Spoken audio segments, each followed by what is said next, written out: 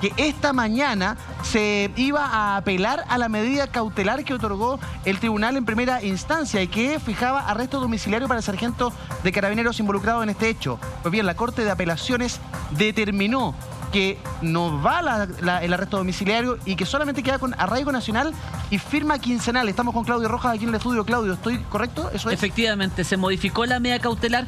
Recordemos qué fue lo que ocurrió. El querellante particular, o sea, el querellante, ¿cómo se llama? Román, Rodrigo Román, el abogado de la familia. Y el abogado del Instituto Nacional de Derechos Humanos apelaron a la resolución que había establecido el arresto domiciliario total como medida cautelar. Ellos consideraban que lo que correspondía era una prisión preventiva. Fueron a la Corte, hoy día fueron los alegatos y la Corte ha determinado que ni siquiera aquí no hay prisión preventiva, aquí no hay arresto domiciliario, aquí simplemente va a haber una firma quincenal para el sargento y además un arraigo, que es la prohibición de poder salir del país. O sea, en teoría la Corte de Apelaciones se alineó con la teoría de la defensa, que la defensa lo que solicitaba era justamente eso, firma quincenal, nada más que eso. Y hoy en día la Corte de Apelaciones, la Corte de Apelaciones acaba de darle la razón a la defensa y en definitiva el sargento de carabineros solamente va a tener una simple firma. ¿Pero y eso quincenal. permite anticipar el resultado del juicio en algo o no? Eso te da un indicio bastante claro.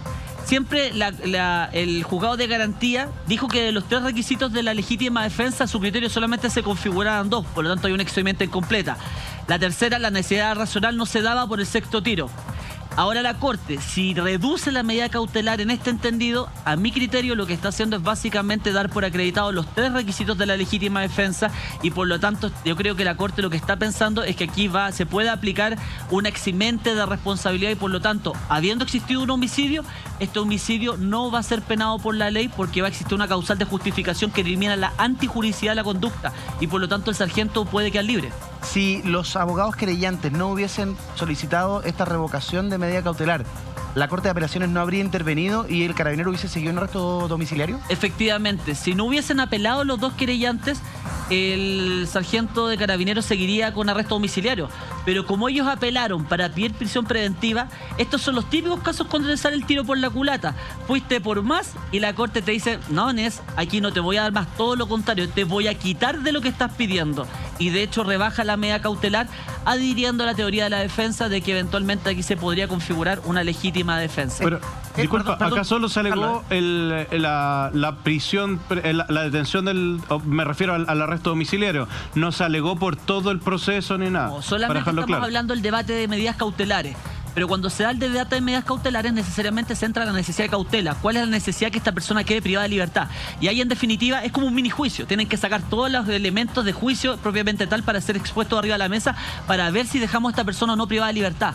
Y cuando haces eso, claro, se forma como un mini debate de todo de lo que se va a ver en el juicio más adelante, pero con las pruebas que solamente hay hasta ahora. Y en ese debate, la Corte de Apelaciones decidió definitivamente que ni siquiera procedía un arresto domiciliario total, sino que la medida cautelar que correspondía al caso concreto era una simple firma quincenal. Eso que ni siquiera paseaba un delito de amenaza, ni en los delitos de amenaza te dejan con firma quincenal. Perdón, ¿esta medida es apelable nuevamente? No, esta medida ya no es recurrible. De hecho, en esto de las medidas cautelares, el órgano superior es la Corte de Apelaciones.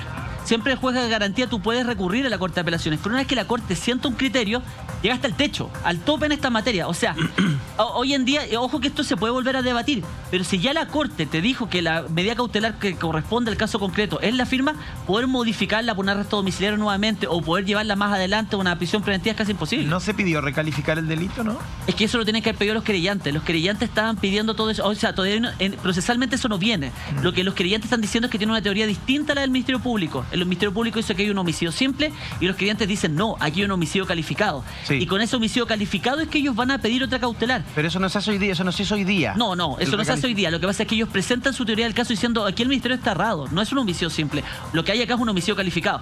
Y la Corte ni siquiera ha atendido el criterio del homicidio calificado ni del homicidio simple, sino que simplemente, a mi parecer, acá lo que está es por aplicar la legítima defensa en este caso concreto. Claudio, para estar un poco claro y también para poder informar a las personas que tal vez no se manejan en los procesos judiciales, ¿esto quiere decir que durante se realiza la investigación, esta persona imputada se va a encontrar con firma quincenal? No significa que sea la pena final, como para dejarlo claro. Y lo otro, exacto, no hay tampoco una medida cautelar intermedia, por ejemplo, porque pareciera que tenía teníamos algo que significaba un arresto domiciliario que para muchos parecía insuficiente, pero ahora estamos bajo una medida que es absolutamente baja, ¿no? Sí, la firma quincenal simplemente es para asegurarse que la persona siga estando en el lugar del juicio, nada más que eso. De hecho, él se puede trasladar por todo Chile, él puede, si quiere, ir a Punta Arenas, ir a firmar el día que le corresponda, cada 15 días y nada más. Lo que no puede hacer es salir de Chile, nada más que eso. Él sigue viviendo su vida como un simple mortal, no tiene ningún problema. Entre la prisión preventiva y la firma, que es la más baja, podríamos decir que estaba el intermedio del arresto domiciliario total, que fue lo que había dicho el juez de garantía y que es lo que estaba pidiendo el Ministerio Público. Y lo que acaba de decir la Corte es que no vamos a lo intermedio, vamos a lo más bajo en este caso, porque pareciera ser que para criterio de la Corte aquí lo que se va a aplicar es que ha obrado la legítima defensa como causal de justificación y que por lo tanto lo más probable es que esta persona no sea condenada por el homicidio el cual se le imputa. Es que el abogado Román es una mala señal que haya estado súper desacoplado de la estrategia del Ministerio Público. Ahí yo ayer cuando lo escuché y se lo hice ver, la teoría de que el Ministerio Público está cooptado políticamente o es un brazo del Ejecutivo, me parece que son teorías que si uno levanta tiene que tener evidencia. Claro. Y es la misma simple opinión muchas veces que uno encuentra en grupos de lado y lado, digamos, de que el Ministerio Público falta su independencia y empezamos a atacar las instituciones. O sea, independiente de la opinión que uno tenga del caso, creo yo, independiente de la apreciación que cada uno tenga de los videos, y uno es libre de expresarla en la plataforma que quiera y es libre de expresarla en el debate que sea, y yo tengo mi opinión del asunto, pero mi opinión no importa nada. O sea, tenemos que quedarnos al final del día con lo que diga la justicia. De hecho, ¿te puedo aportar un antecedente técnico? A ver. Pues normalmente cuando uno va a apelar de una medida cautelar, tiene cuidado. Por ejemplo, a tu cliente le decretan prisión preventiva y uno va a apelar. Si la Corte te confirma la prisión preventiva, después anda a revocarle. Es súper difícil. Por lo menos va a estar 3 o 4 meses privado de libertad esta persona. En este caso, era una pésima técnica, y de hecho yo creo que esto era más populista por parte de los abogados querellantes, llegar y apelar directamente de la medida cautelar. Porque si ya el Ministerio Público estaba sentando una tesis que, ojo, jurídicamente parecía ser bastante correcta, lo más probable es que la Corte te iba a ir mal. Pero ellos, como tenían la presión mediática de la justicia y toda esta cosa que a veces te tapa la razón, actúas pésimamente profesionalmente, porque ellos deberían haber esperado, haberle dado un poquito más de respiro a esto, haber conseguido mejores pruebas, haber tenido mejores antecedentes, más declaraciones de testigos, todo, y capaz que hubiesen logrado obtener algo en la Corte.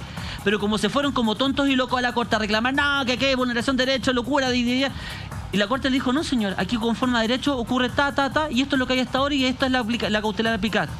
Por lo tanto, yo siento que cuando vas a asumir la representación de alguien jurídicamente en un tema tan sensible como este, no es para los aplausos de la galería, no es para dejar tranquila a la gente, ni para andar buscando cámaras de televisión.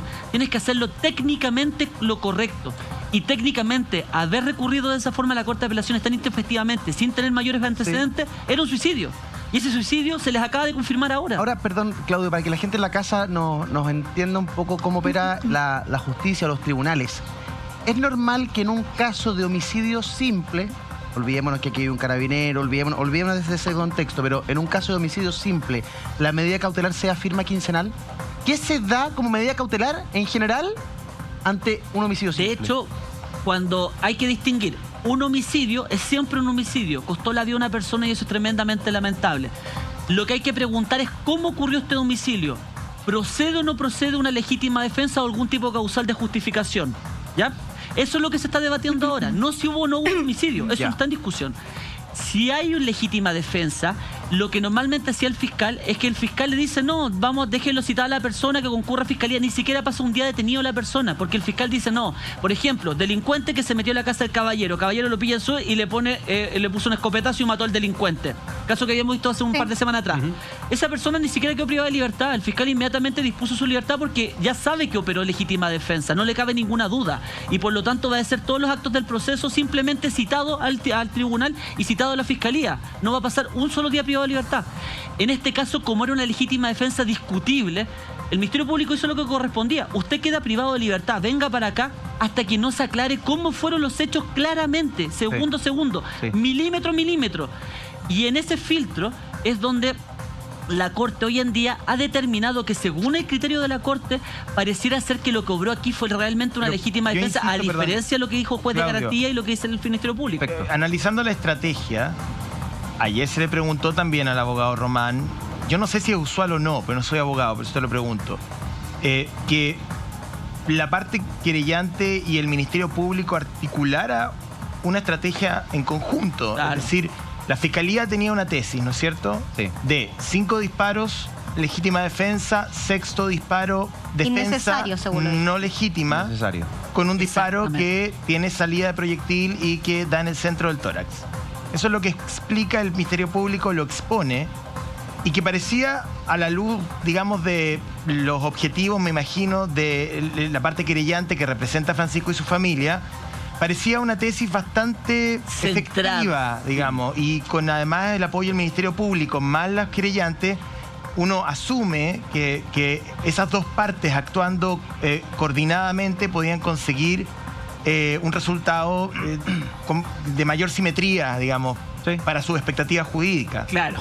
Entonces cuando yo le pregunto al abogado Román, bueno, ¿y ustedes están en coordinación con el Ministerio Público? No, me dice, no hemos hablado con la Fiscalía y acusa de una serie de cosas al Ministerio, que estaban intervenidos, que actuaban políticamente.